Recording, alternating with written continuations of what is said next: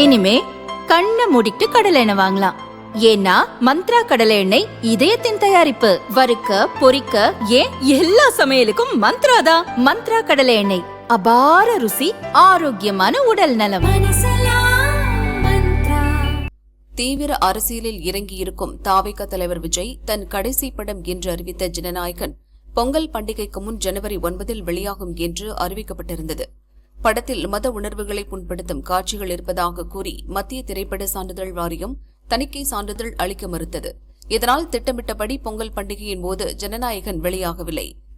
இதை எதிர்த்து படத்தை தயாரித்த KVN நிறுவனம் சென்னை ஹைகோர்ட் மற்றும் சுப்ரீம் கோர்ட்டில் வழக்கு தொடர்ந்தது.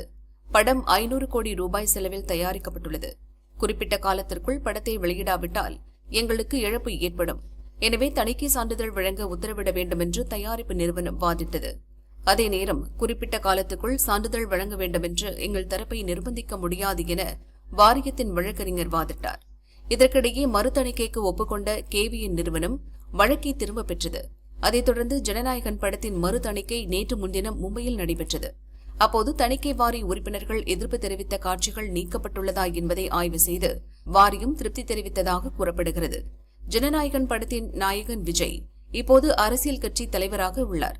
எனவே தேர்தல் நடத்தை விதிகளின்படி அவர் நடித்துள்ள படம் தேர்தலில் தாக்கத்தை ஏற்படுத்துமா என்பதை ஆய்வு செய்து படம் வெளியீட்டுக்கு அனுமதி வழங்குவது குறித்து தேர்தல் கமிஷன் முடிவெடுக்கும் என்று தகவல் வெளியாகியுள்ளது.